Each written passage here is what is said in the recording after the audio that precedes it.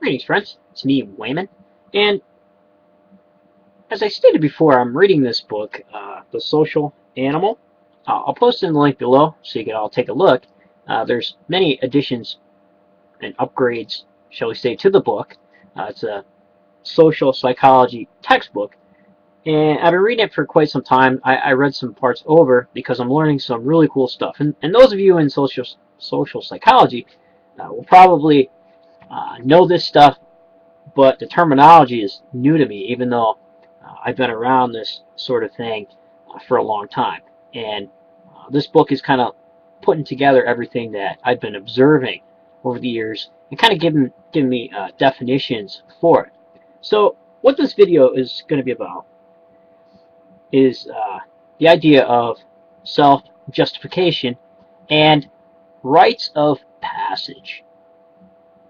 So how difficult it is, or a process that it takes to get into a group, and why those initiation rites, part of the reasons why those initiation rites exist. So we know they exist in tribal societies, initiation rites, rites of passage from children to adult, where you go through this series of events, whether it's to get into a warrior group or whether it's to get into from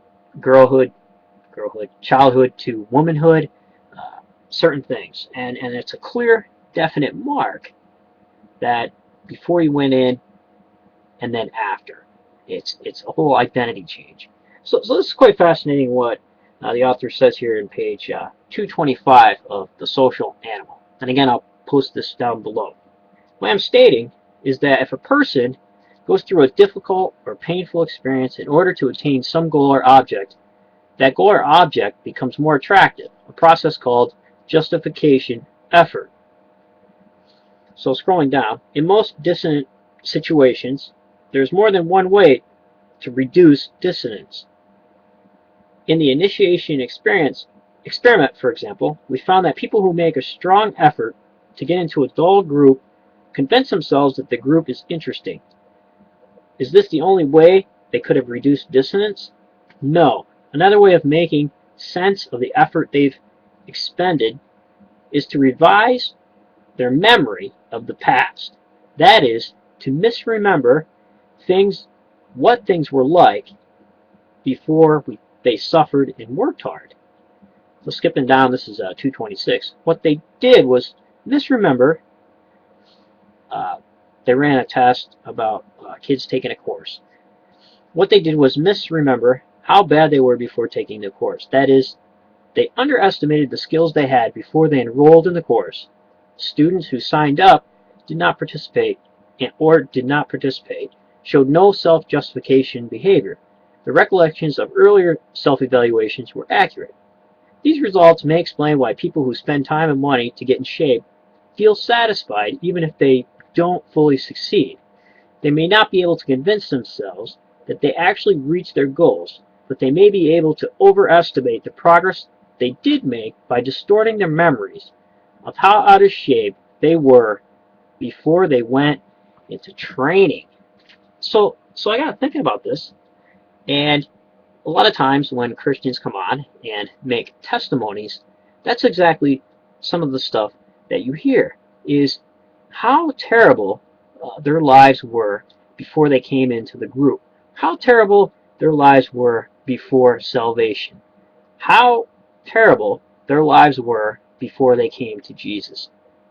That could be a revisionist history of what we just read, making their lives sound terrible, misremembering, so that the experience and their work and the payoff seems all that much better.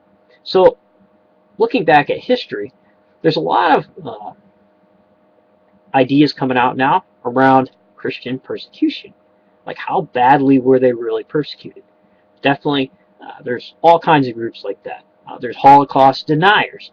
Certainly people on both sides of the issue would try to rob each other's integrity on both sides of the issue.